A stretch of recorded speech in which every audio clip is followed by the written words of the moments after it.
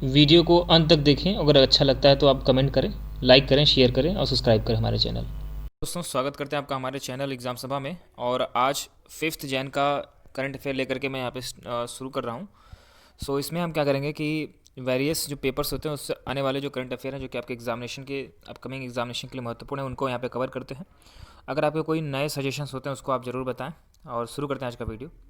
सो पहला न्यूज़ यहाँ पे है कि एजुकेशन से रिलेटेड है। इसमें the directorate of education has issued the circular asking the school to follow the new school bag policy 2020 released by the national council of education research and training NCERT के द्वारा, जो हाल ही में अभी आप जानते हो कि स्कूल बैग पॉलिसी 2020 यहाँ पे पेश किया गया है, उसको फॉलो करने की बात कही जा रही है कि डायरेक्टरेट ऑफ एजुकेशन के द्वारा।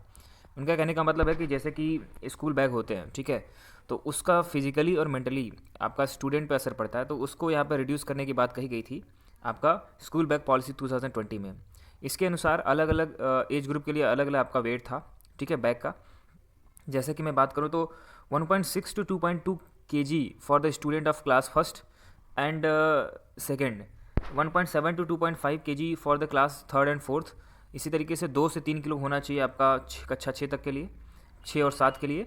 2.5 से 4 kg का बैग हो सकता है क्लास 8 तक का। 2.5 से लेकर के 4.5 kg तक का बैग हो सकता है क्लास 9th और 10th का। और 3.5 से लेकर के 5 kg तक का बैग हो सकता है आपका 11th और 12th तक का।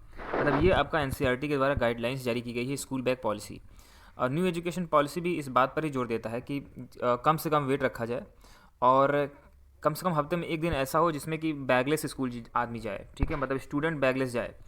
फिलहाल मतलब अभी फ़िलहाल स्कूल बैग पॉलिसी को यहाँ पे डायरेक्टरेट ऑफ एजुकेशन ने यहाँ पे सर्कुलर जारी करके उसको फॉलो करने की बात कही है। नेक्स्ट आपका यहाँ पे जो टॉपिक है वो है कि India launches the 40th scientific expedition to the Antarctica. आप जानते हो कि अंटार्कटिका जो कि आपका ये मान सकते हो कि दक्षिणी ध्रुव ही है, तो वहाँ पर स्टेशंस बनाए जाते हैं, रिसर्च स्टेशन बनाए जाते हैं पूरे वर्ल्ड के द्वारा। अलग अलग देश अपना वहाँ पे स्टेशन बनाते हैं। तो अभी हाल ही में भारत ने भी अपना एक साइंटिफिक टूर वहाँ पे भेजा है। तो वो क्या है, the chartered ice class vessel MV Vasily Golovnin will make their journey and will reach the Antarctica in the 30 days। तो अभी ये आपका जनवरी में स्टार्ट होकर के जाएगा और वो अप्रैल में पहुंच जाएगा, मतलब अप्रैल तक रहेगा, 30 दिन के अंदर पहुंचेगा, अप्रैल तक रहेगा, फिर उसके बाद वापस इंडिया रिटर्न होगा। अब बात करें कि जो ये अंटार्कटिका का टूर है वो आपका after living the behind the team of the 40 members, इसमें 40 मेंबर वहाँ पे रहेंगे। It would return to the India in the April 21, ये आपका अप्रैल 21 में इंडिया आ जाएगा। On the return it will also bring back the winter team of the presiding trip.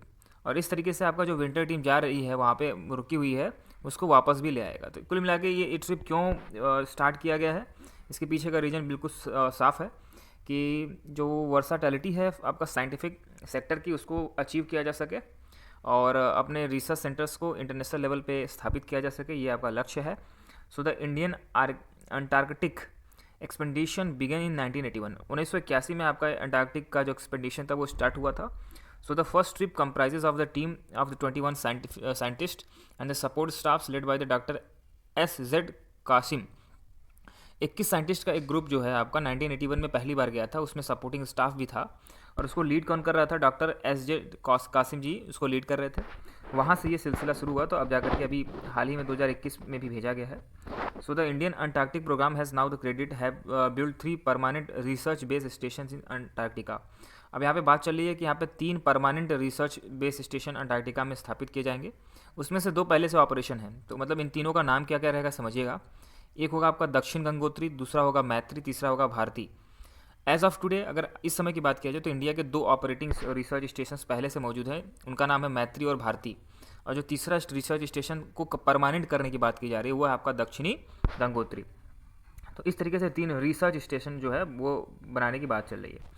So national centre for the polar and ocean research NCPOR Goa manage the entire Indian Antarctic ये tour है। इस tour को किसने मतलब कि पूरा programme किया है, तो वो है आपका national centre for polar and ocean research. सही बात है कि अगर देखो अलग अलग कंट्री है, क्योंकि वो किसी के पर्टिकुलर ज़मीन में तो आता नहीं है, तो अंटार्कटिक में कोई भी जा सकता है, वर्ल्ड का कोई भी देश जा सकता है, वहाँ पे स्टेशन बना सकता है और अलग अलग डायमेंशंस में वहाँ पे रिसर्च भी किए जा सकते हैं। नेक्स्ट आपका कि with the government refusing to call the winter session of the parliament, the Rajya Sabha set for the just 33 days in 2020, it is lowest ever the tall sitting in the year. कहने का मतलब है अगर tally of the sitting in the year, अगर बात करें संसद या फिर खास तौर पे राज्यसभा की बात करें, तो अभी हाल ही में जब जो शीत सत्र होना था, ठीक है, और विंटर जो सेशन होना था पार्लियामेंट का, उसको यहाँ पे रद्द कर दिया गया गवर्नमेंट के द्वारा, रिफ्यूज़ कर दिया गया कि गवर्नमेंट करे कि नहीं, विंटर सेशन नहीं बुलाया जाएगा। क्योंकि आप जानते हो कि मतलब कि 6 महीने में कम से कम, मतलब कि 6 महीने में कम से कम एक बार मीटिंग होनी चाहिए राज्यसभा और लोकसभा दोनों की, तो सेशन बुलाया जाना चाहिए, वो हो चुका है। इसीलिए मानसून सेशन के बाद आपका जो ये शीतकालीन जो सत्र होता है उसको यहाँ पे डिसमिस कर दिया गया है सेंट्रल गवर्नमेंट के द्वारा। इस तरीके से यहाँ पे बात की जा रही है कि जो राज्यसभा है उसने केवल 33 दिन काम किया है 2020 में, जो कि अब तक का सबसे लोवेस्ट टैली है ना, मतलब जब से हमारा देश आज़ाद हुआ तब तक का सबसे लोवेस्ट है। ऐसा नहीं है कि इसके पहले कभी भी इतनी कम सीटिंग नहीं हुई है, लेकिन लगभग इससे कम तो कभी नहीं हुई है। So there are only 3 other occasions when the Rajya Sabha met for fewer than the 50 sitting in the year. मतलब ऐसा केवल 3 बार और हुआ है जब 50 से कम सीटिंग हुई है आपका राज्यसभा में। 48 1999 में हुआ था, 46 आपका 2004 में और 2008 में हुआ था, ठीक है। इसी तरीके से 1984 की बात करेंगे तो उसमें 36 ईयर अगो आपका जो the last time the winter session जो कैंसिल हुआ था वो आपका 1984 में हुआ था, ठीक है। अब नेक्स्ट समझते हैं कि total of 39 bills have been passed by the house during the 2020। Rajya Sabha की बात करेंगे तो इसमें 2020 में 39 बिल पास हुए। ऐसा नहीं है कि मतलब काम नहीं हुआ, काम तो खूब बाकायदा हुआ है, मतलब कि प्रोडक्टिविटी भी लगभग 80% प्लस है। इसमें से 12 ड्यूरिंग द बजट सेशन, 12 जो है आपका बजट सेशन के दौरान, और 27 जो है मानसून सेशन के दौरान हुआ था। So India through a newly floated state owned company inked a pact with the Argentine firm South American countries that has the third largest reserve of the lithium। अब यहाँ पे इंडिया क्या कर रही है, देखो अभी क्या है कि अभी ये चलन है कि लिथियम आयन जो बैटरी है वो बनने के लिए आपको लिथियम चाहिए, और लिथियम के लिए हमारा जो देश है या हमारी जो कंपनियां हैं, मोबाइल मैन्युफैक्चरिंग कंपनियां, बैटरी मैन्युफैक्चरिंग कंपनियां हैं, मतलब मोबाइल हो चाहे आपका लैपटॉप हो, मतलब बहुत सी चीज़ों में जो भी इलेक्ट्रॉनिक चीज़ें हैं जिसमें कि बैटरी का यूज होता है, उसमें हम लिथियम के लिए बाहर से डिपेंडेंट हैं, और ऐसे कंट्री पर डिपेंडेंट है जैसे कि चाइना पर डिपेंडेंट है। अब हम चाहते हैं कि चाइना के अलावा भी मार्केट पूरे वर्ल्ड में तलाशा जाए, तो उसी को लेकर के हम क्या कर रहे हैं कि जो साउथ अमेरिका के जो स्टेट हैं, साउथ अमेरिका के जो देश हैं, वहाँ पे हम लिथियम को माइनिंग करेंगे। उसी को लेकर के यहाँ बात की जा रही है कि साउथ अमेरिकन कंट्रीज़ के साथ हम थर्ड लार्जेस्ट जो रिजर्व लिथियम वहाँ पे पाया जाता है उसको माइनिंग करने की बात की जा रही है, ठीक है। सो एक कंपनी है जिसका नाम है खनिज विदेश इंडिया लिमिटेड। इसको कैसे इनकॉर्पोरेट किया गया है, 2019 अगस्त में इनकॉर्पोरेट किया गया, जिसमें से 3 अलग अलग कंपनियां मिक्स ग्रुप में मिल करके इसको काम कर रही हैं। कौन कौन सी हैं मैं बताता हूँ। नाल्को नेशनल एल्यूमिनियम कंपनी, दूसरा आपका हिंदुस्तान कॉपर, और तीसरा आपका है मिनरल एक्सप्लोरेशन लिमिटेड। ये तीनों मिल करके आपका खनिज विदेश इंडिया बनाती है। और खनिज विदेश नाम से स्पष्ट है कि विदेशों में खनिज को ढूंढने वाला एक कंपनी है। और ये जो कंपनी है अभी हाल ही में जो मैंने बताया कि ये साउथ अमेरिका में जा करके लिथियम की माइनिंग करने के लिए यहाँ पे काम कर रही है।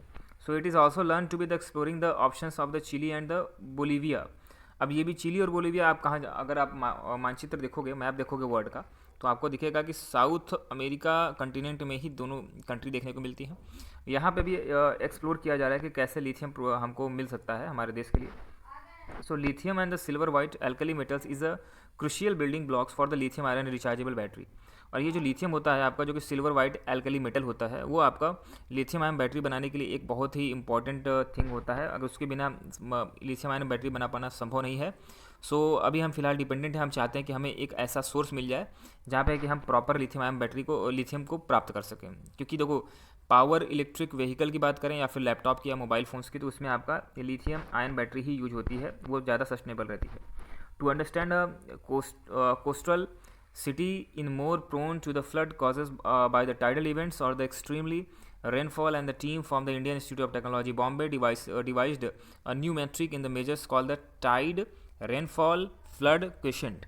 अभी IIT बॉम्बे ने क्या किया है कि एक ऐसा यंत्र बनाने की बात की है जिसमें कि कोस्टल सिटी में ये अंडरस्टैंड करने में हमें मदद मिलेगी कि जहाँ पे बाढ़ ज़्यादा आती है उसको इवेंट को समझने में मदद मिलेगी, ठीक है। तो उन्होंने क्या किया कि पुराने डेटा को लेकर के एनालिसिस किया है और उसकी संभावना को तलाशने की बात की है, ठीक है। तो उसको वो क्या करेंगे, नंबरिंग क्वेश्चन में डिवाइड करेंगे, तो उससे पता चलेगा कि कहाँ गंभीर समस्या है, मतलब बाढ़ की कहाँ गंभीर समस्या है, और उससे क्या करेंगे, फोरकास्ट भी कर पाएंगे। तो आईआईटी बॉम्बे की टीम है, आपसे एग्जामिनेशन पूछ सकता है कि आईआईटी अभी हाल ही में आईआईटी बॉम्बे की टीम ने मतलब किन किन क्षेत्रों में को प्रोन एरिया घोषित किया है या फिर वहाँ जा करके उसको रिसर्च में अपना पार्टिसिपेशन किया है। तो इसको इसको ये जो मैट्रिक डिवाइस बनाई है उन्होंने वो क्या कहलाती है, तो इसको समझिएगा, टाइड रेनफॉल फ्लड क्वेश्चन, ठीक है, TRFQ। So team selected 3 geographically diverse flood prone coastal region. अब यहाँ पे 3 अलग अलग आपका भौगोलिक क्षेत्रों को लिया है जहाँ पे कि बाढ़ आने की संभावना बहुत ज़्यादा रहती है। जैसे एक आपका है Mithi catchment in the Mumbai, अगला है जो कि महाराष्ट्र में है, दूसरा है आपका जगदीश सिंहपुर डिस्ट्रिक्ट इन उड़ीसा। एक तो महाराष्ट्र में हो गया आपका मिथी कैचमेंट, मुंबई में है, और जगदीशपुर डिस्ट्रिक्ट जो कि उड़ीसा में है, और एक आपका ग्रेटर चेन्नई कॉरपोरेशन है जो कि तमिलनाडु में पाया जाता है। तो यहाँ पे तीनों में टेस्टिंग किया गया है और नए मैट्रिक्स के साथ में आपका टाइड रेनफॉल फ्लड क्वेश्चन को यहाँ पे डिसाइड किया गया। अच्छा, ऐसा क्यों किया जा रहा है, मतलब इसको रिसर्च करने की जरूरत क्यों पड़ी, तो आप समझिएगा। अभी C40 साइट रिपोर्ट 2080 जो निकला है उसमें ये बात कही गई है कि 2050 तक लगभग 570 ऐसे कोस्टल सिटी हैं, उसमें मुंबई भी शामिल है, मुंबई, चेन्नई। और C40 सिटी रिपोर्ट 2018 के तहत ये बात कही जा रही है कि 2050 तक जो आपका समुद्र तल से जिनकी ऊंचाई थोड़ा कम है और कोस्टल सिटी हैं, आपका समुद्र से लगे हुए आपके शहर हैं, वो फेस करेंगे आपका सी लेवल राइज, मतलब उसमें समुद्री जो सी लेवल है वो बढ़ जाएगा। और कितना बढ़ेगा, 0.5 मीटर, मतलब मान के चलिए आपकी 0.5 मीटर बहुत बड़ी चीज़ होती है, मतलब अगर समुद्र की ऊंचाई बढ़ती है तो इससे क्या होगा कि लगभग 800 मिलियन पीपल्स, ये बहुत बड़ी चीज़ है, मतलब 80 करोड़ लोग रिस्क में आ जाएंगे पूरे दुनिया के। इसमें से भारत में भी आपका मुंबई हो गया, ठीक है, और उसके साथ साथ केरला के कुछ जो कि कोस्टल क्षेत्र हैं वो आ गए, तमिलनाडु के क्षेत्र आ गए, उड़ीसा के क्षेत्र आ गए, ये रिस्क में आने वाले हैं, ठीक है। अगला जो आपका यहाँ पे न्यूज़ है वो ये है कि कामरूप मेट्रोपॉलिटन एक डिस्ट्रिक्ट है जो कि administration has prohibited the community fishing in the Deepor Beel, a wetland on the south western edge of Guwahati and Assam's only Ramsar site. अब यहाँ पे समझिएगा कि एक रामसर साइट जो कि असम के गुवाहाटी में है, और गुवाहाटी आप जानते हो कि फेमस सिटी है असम का, अब वहाँ पे आईआईटी भी है वहाँ पे। So south western edge of Guwahati में जो आपका दीपोर बील है ये एक वेटलैंड साइट है, रामसर साइट है। कई बार आपसे पूछता है कि रामसर साइट कहाँ कहाँ पे है इंडिया में, तो उसमें कामरूप जो कि मेट्रोपॉलिटन डिस्ट्रिक्ट है, प्रशासन वहाँ के अंतर्गत आता है, वहाँ पे बैन कर दिया गया है, एकदम बैन कर दिया गया है कि वहाँ पे फिशिंग करने के लिए, मतलब मछली वहाँ पे मछली को पकड़ने की अनुमति एकदम समाप्त कर दी गई है दीपोर वैली में, दीपोर बिल में, ठीक है। अब दीपोर बिल के बारे में थोड़ा सा हम समझते हैं। So Deepor Beel was designated a Ramsar site in 2002, इसको 2002 में रामसर साइट का दर्जा प्राप्त हुआ था, for the sustaining a range of aquatic life form beside 219 species of birds. यहाँ पे मतलब 219 बर्ड के स्पीसीज़ देखने को मिलते हैं और एक्वेटिक लाइफ फॉर्म यहाँ पे होता है और वेरियस रेंज के होते हैं। अब मान लीजिए अगर मछली पकड़ने जाएंगे तो उसमें जो और भी एक्वेटिक जीव हैं, ठीक है, जो जलीय जीव हैं, वो आपके खतरे में पड़ जाएंगे। इसी को लेकर के यहाँ पे दीपोर बिल में रिस्ट्रिक्ट कर दिया गया है फिशिंग को लेकर के, ठीक है। नेक्स्ट आपका न्यूज़ है कि आरबीआई को लेकर के, आरबीआई ने has constructed a composite digital payment index. अभी हाल ही में आरबीआई ने composite digital payment index DPI निकाला है to capture the extent of digitisation of payment across the country, जिससे कि ये पता लगाया जा सके कि हमारे देश में डिजिटाइजेशन पेमेंट का कैसे बढ़ रहा है। क्योंकि आप देख रहे हो हाल ही में कि जैसे कि डिमोनेटाइजेशन हुआ, उसके बाद धीरे धीरे लोग करके आपका ऑनलाइन की तरफ पेमेंट की तरफ ट्रांसफ़र होने लगे। तो अब आरबीआई ये चाहती है कि उसका एक समाकलन या फिर एक हमारे पास संग्रह होना चाहिए, कलेक्शन होना चाहिए डेटा का, जिससे कि हम ये पता लगा सकें कि कैसे उसकी ग्रोथ हो रही है डिजिटाइजेशन ऑफ पेमेंट की पूरे इंडिया के अंतर्गत। So DPI for the March 2019 and March 2020 work out to be the 153.47 and 207.84 respectively. अब यहाँ पे तो मार्च 2019 में जो आपका DPI था, ठीक है, डिजिटल पेमेंट इंडेक्स 153.47 था, लेकिन मार्च 2020 में ये बढ़ करके 207.84 हो गया। कहने का मतलब सीधा सीधा उछाल आ रहा है 25% से लगभग ऊपर का। तो ये मतलब कि कहीं ना कहीं एप्रिशिएबल ग्रोथ दिखाता है डिजिटल पेमेंट का, ठीक है। अगला यहाँ पे न्यूज़ है कि Karnataka forest department along with the bat conservation India trust, bat मतलब क्या होता है, चमगादड़, तो इन दोनों ने मिल करके क्या किया है कि is on the war footing to save the Kolar leaf nosed bat from the extinction. अभी हाल ही में क्या है कि एक कोलार क्षेत्र में पाया जाने वाला, जो कि आपका कर्नाटका के रीजन में आता है, आपने कोलार कोल फील्ड का नाम भी सुना होगा, KGF जो आपका गोल्ड फील्ड होता है। तो कोलार वही रीजन है जो कि कर्नाटका के अंतर्गत पाया जाने वाला एक डिस्ट्रिक्ट है। वहाँ पे एक विशेष तरह का चमगादड़ पाया जाता है जो कि लीफ नोज बैट के नाम से जाना जाता है, और उसकी जो मात्रा है, उनकी जो संख्या है, बहुत कम है। इसको लेकर के यहाँ पे कर्नाटका फॉरेस्ट डिपार्टमेंट, उसके साथ में आपका बैट कंजर्वेशन इंडिया ट्रस्ट, दोनों मिल करके उसको बचाने के लिए प्रयास कर रहे हैं। अब इसके बारे में थोड़ा सा समझ लेते हैं, कोलार लीफ नोज के बारे में समझ लेते हैं। तो सो इसका कॉमन नेम है आपका कोलार लीफ नोज बैट और लीफ फ्लेटेड लीफ नोज्ड बैट, और साइंटिफिक नेम आपका हिपोसाइडरस हाइपोफिलस, और फैमिली है इसकी, it is a species of the bat in the family of Hipposideridae. और हैबिटेट की बात करें, यहाँ पर निवास स्थान की बात करेंगे तो it is natural habitat and the sub tropical and the tropical dry forest and the caves. ये आपका सब ट्रॉपिकल कटिबंधीय और उष्ण कटिबंधीय जो आपका शुष्क वन है और जो गुफाएं हैं वहाँ पे ये रहना पसंद करते हैं। अगर डिस्ट्रीब्यूशन की बात करेंगे इंडिया के अंतर्गत, तो it is endemic to India. ये आपका इंडिया में रहते हैं लेकिन इस समय मतलब कि संकटग्रस्त हैं। It is founded is only one cave in the Hanuman Halli village in the Kolar district of Karnataka. मतलब कोलार जो जिला है कर्नाटक के अंतर्गत, उसका एक गांव है, केवल वहाँ कुछ केव मतलब गुफाओं में रहते हैं, उसके अलावा इंडिया में कहीं नहीं पाया जाता ये। And its population is less than the 200 individuals. इसमें इनकी जो पॉपुलेशन है 200 से भी कम है। सो कंजर्वेशन करने के लिए क्या किया जा रहा है, it is currently evaluated as a critically endangered. इसको क्रिटिकली इंडेंजर्ड IUCN के कैटेगरी में इसको देखा जा रहा है, और इसको कोशिश की जा रही है कि इसको कैसे दोबारा रीगेन किया जाए, उनकी ग्रोथ की जाए। नेक्स्ट आपका यहाँ पे है कि 16वीं सेंचुरी राम तीर्थम टेम्पल एक जो है वो अभी पॉलिटिकल वार यहाँ पे जोन बन गया है, और यहाँ पे 3 लोग यहाँ पे पॉलिटिकल वार में घुस गए हैं। पहला आपका TDP है, तेलुगु देशम पार्टी है, ठीक है, दूसरा आपका BJP खुद है, और तीसरा आपका YSR कांग्रेस पार्टी है। ये तीनों यहाँ पे इस बात पर दावा कर रहे हैं कि मतलब कि कैसे उसको मैनेज किया जाए। अभी हाल ही में उसमें एक नया इवेंट हुआ है कि इसमें तालाब में कुछ मूर्तियाँ मिली हैं जो कि यह मानता है कि थोड़ा सा पुरानी मूर्तियाँ हैं और लॉर्ड रामा से संबंधित हैं। सो ये तीनों पार्टियां they are try to get the maximum political mileage. ये चाहती हैं कि राजनीतिक उनको लाभ मिले इस क्षेत्र में। With regard to the vandalism of the idol of Lord Rama at the Kodandarama Swami temple. तो कोडनदर्मा स्वामी टेम्पल में जो लॉर्ड रामा की मूर्ति अभी प्राप्त हुई है आपका, उसको लेकर के यहाँ पे विवाद है। So idol of Lord Rama atop the historical Ram Theertham temple located 12 kilometres from the Vizianagaram. तो विजयंगरम एक क्षेत्र है, वहाँ से 12 किलोमीटर की दूरी पर यह आपका राम तीर्थम जो टेम्पल है वो पाया जाता है। Was vandalised on the December 29। ये आपका अभी कुछ एक मूर्ति का एक पार्ट जो है वो आपका तालाब में आइडेंटिफाई किया गया है या फिर प्राप्त हुआ है 29 दिसंबर को। So a part of idol was identified in the small pond on the December 31, मतलब 31 दिसंबर को ये आपका तालाब में एक पार्ट मिला है। सो इसको लेकर के यहाँ पे पॉलिटिकल चल रही है बातचीत कि कौन कितना ज़्यादा लाभ उठा सकता है politically. So Ram Theertham is a village panchayat in the Nellimarla mandal of the Vizianagaram district in the Andhra Pradesh in India. So Andhra Pradesh जो कि भारत में पाया जाता है उसका एक डिस्ट्रिक्ट है जिसका नाम है विजयंगरम, और एक जिस मंडल के अंतर्गत आता है वो है आपका नीलीमरला मंडल, और ये आपका विजयंगरम सिटी से 12 किलोमीटर की दूरी पे पाया जाता है, ठीक है।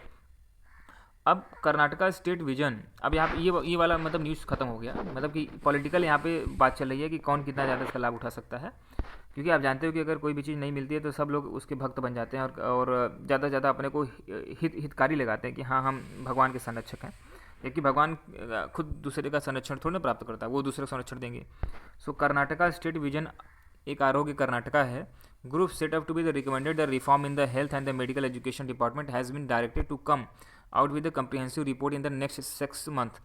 अब 6 महीने के अंदर कर्नाटका स्टेट विजन जो है आपका, उसने इस बात पर गौर किया है कि आरोग्य कर्नाटका के अंतर्गत उन्होंने हेल्थ और मेडिकल जो एजुकेशन डिपार्टमेंट है उससे रिपोर्ट मांगी है, और रिकमेंडेशन के तहत रिफॉर्म जो हुआ था उसको रिपोर्ट यहाँ पे तैयार करने की बात कही है। एक बार मैं फिर समझाता हूँ कि कर्नाटका स्टेट विजन जो है वो उस ग्रुप ने जो भी रिकमेंडेशन मांगी थी कि ताकि हेल्थ मेडिकल एजुकेशन में उसके डिपार्टमेंट के सेक्टर में अधिक से अधिक आपका सुधार किया जा सके, तो उसको लेकर के अगले 6 महीने के अंदर रिपोर्ट तैयार करने को कहा है। अब अगला है Jharkhand has launch the state owned crop relief scheme. अभी हाल ही में झारखंड ने अपने प्रदेश के अंतर्गत किसानों को रिलीफ देने के लिए किसान फसल राहत योजना लागू की है। नेक्स्ट आपका न्यूज़ है कि Manipur government pressed into the services two helicopter to help the fire fighter and the local volunteers to extinguish the raging wild fire in the Dzukou valley and located along the Nagaland Manipur border. Nagaland Manipur border में जो आपका डिजोक्यू valley है वहाँ पे अभी आपने देखा है कि आग लग गई है और भारी मात्रा में आग लग गई, वहाँ पे आपका जंगल बर्बाद हो रहे हैं। तो उसको लेकर के यहाँ पे 2 हेलीकॉप्टर वहाँ पे मणिपुर गवर्नमेंट ने पास किया है और उसको सर्विस में लगा दिया है, ताकि जो आपका वहाँ पे लोकल वॉलंटियर हैं जिस पर काम कर रहे हैं आग बुझाने के लिए, उनको यहाँ पे सहयोग प्रदान किया जा सके। अगला है कि international financial service centre authority, जिसको IFSCA के नाम से जानते हैं, वो अब एसोसिएट मेंबर बन चुका है एक ग्लोबल लॉबी ग्रुप का, जिसको IOSCO के नाम से जानते हैं। इसको मैंने कल के न्यूज़ में भी कवर किया था, लेकिन शॉर्टकट में मैंने आज ही बता दिया। नेक्स्ट आपका न्यूज़ है कि taking a major step to boost export, मतलब एक्सपोर्ट को यहाँ पे बूस्ट करने के लिए government has dedicated to extend the benefit of the scheme for the remission of duty and the taxes to the export product.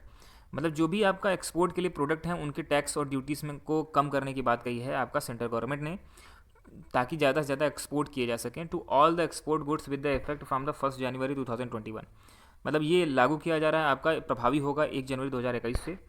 अगला है आपका Puducherry has bagged the award for the best performing union territory in India for the implementing the PMAY, जो प्रधानमंत्री आवास योजना शहरी थी।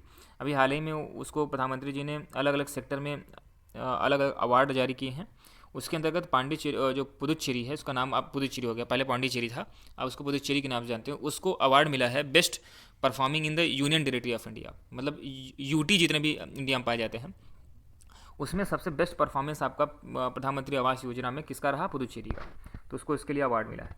So the state bank of India, next आपका यहाँ पे है कि SBI ने क्या किया है कि 15 phase of sale has been authorised to issue and encash electoral bond through its 29 authorised branches. अभी आप जानते हो कि जब चुनाव होता है तो चुनावी खर्चे के लिए लोग चंदा देते हैं, तो चंदा को और पारदर्शी बनाने के लिए अभी हाल ही में SBI ने क्या किया है कि पॉलिटिकल बॉन्ड बनाया है, मतलब इलेक्टोरल बॉन्ड, पॉलिटिकल नहीं कहना चाहिए, चुनावी बॉन्ड तैयार किया है, ताकि मतलब अगर कोई चुनावी बॉन्ड खरीद सकता है और उसको लोगों को बेच सकता है, उससे क्या होगा, वो पैसा जनरेट कर सकता है। ठीक है, जैसे बॉन्ड से क्या होता है, आप कोई भी कंपनी बॉन्ड जारी करती है तो उससे पैसे उसको कलेक्ट करती है ताकि वो बिजनेस कर पाए।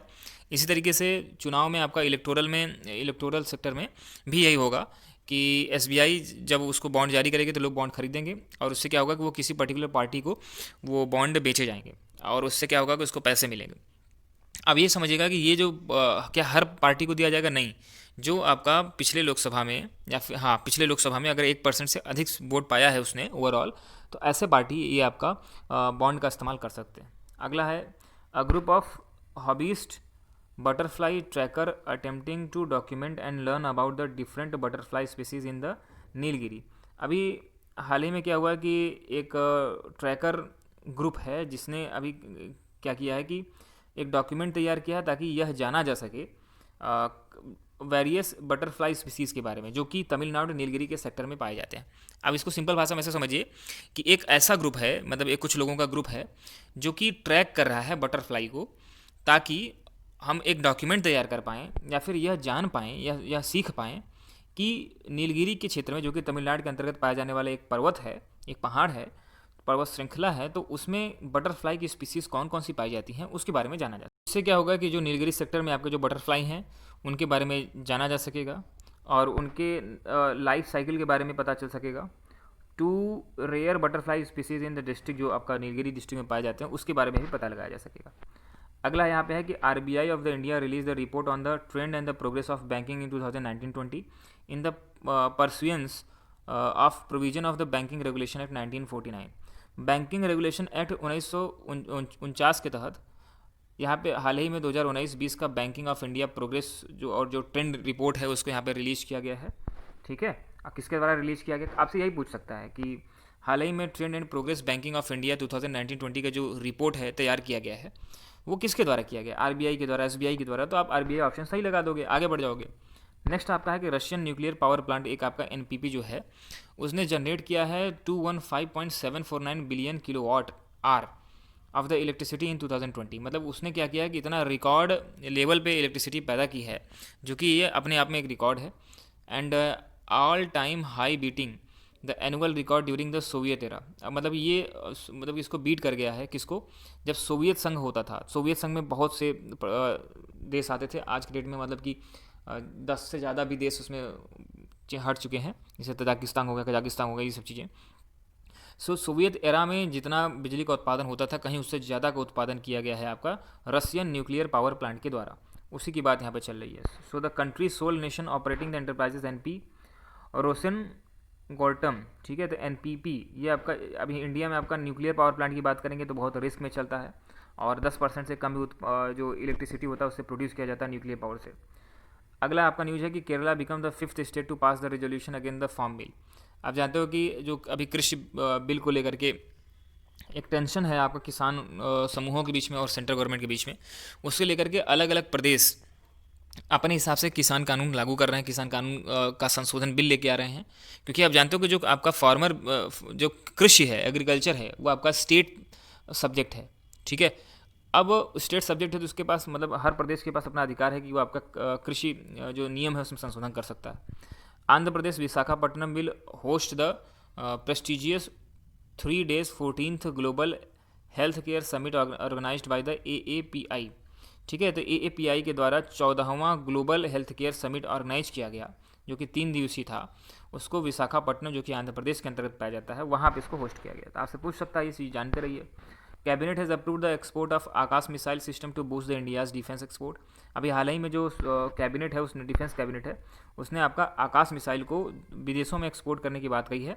क्योंकि अभी कुछ हमारे मित्र देश जो थे, उन्होंने इसको लेने की इच्छा जाहिर की थी, ठीक है। इस मतलब डिफेंस एक्सपोर्ट को लेने की इच्छा जाहिर की थी।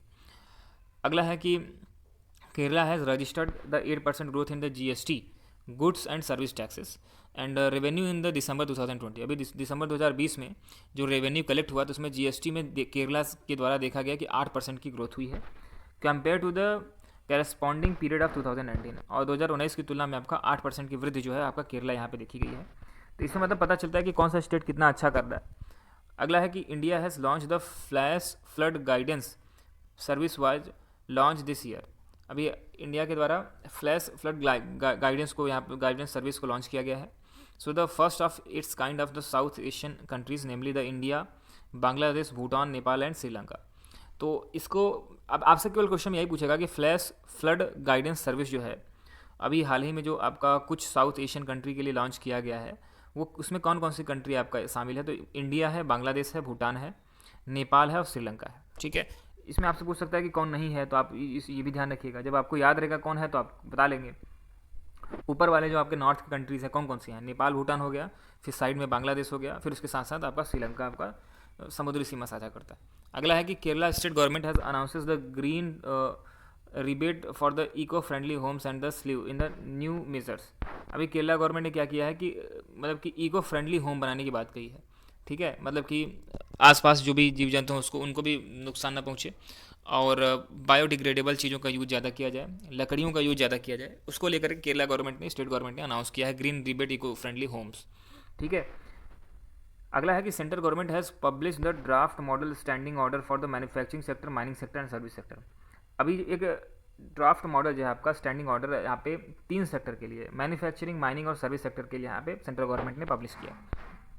अगला है government has created a department of military affairs in the defence ministry and it will be the headed by the newly appointed chief of the defence staff CDS जो हैं जनरल बिपिन रावत, उनके द्वारा इसको लीड किया जाएगा, उसको हेड किया जाएगा। इसको मतलब मैं आराम से समझाता हूँ। डिफेंस मिनिस्ट्री मतलब क्या हुआ कि रक्षा मंत्रालय, रक्षा मंत्रालय के तहत मिलिट्री अफेयर जो है आपका, मिलिट्री अफेयर ना, मतलब कि सैन्य सेवा है, सैन्य जो आपका कार्य है, उसका एक अलग से डिपार्टमेंट बनाया गया है। उसी के अंतर्गत डिफेंस मिनिस्ट्री रक्षा मंत्रालय के अंतर्गत ही बनाया गया है। और उस जो आपका मिलिट्री अफेयर बनाया गया है उसका जो हेड अपॉइंट किया गया, किसको अपॉइंट किया गया है, बिपिन रावत, जो कि चीफ ऑफ डिफेंस स्टाफ इस समय बनाए गए। अगला है PWD रोड्स विंग जो है the Kerala road fund board है, KRFB, दोनों ने मिल करके क्या किया, have set the 18-month time frame to widen the narrow but the congested 13.40 kilometres long Tripunithura SN junction to the Puthotta corridor into a 4 lane road. यहाँ पे आप केरला गवर्नमेंट हो गई और पीडब्ल्यूडी रोड विंग हो गया, ये दोनों ने मिल करके क्या किया है कि दो जगहों के बीच में, आप समझिएगा, एक एसन जंक्शन और दूसरा आपका पुथोटा कॉरिडोर, इन दोनों को 4 लेन करने की बात कही है, ठीक है, जो कि 13.40 किलोमीटर है। इस तरीके से आपका 5 जनवरी का जितना भी आपका करंट अफेयर हो सकता है तो उसको हमने कवर करने की कोशिश की है। इसी तरह के वीडियोस अगर आप देखना चाहते हो, कोई आपका सजेशन है, ठीक है, अगर आप कुछ और भी कवर करवाना चाहते हो तो हम हैप्पीली इनवाइट करते हैं आपको, कमेंट सेक्शन आप बता सकते हो। धन्यवाद।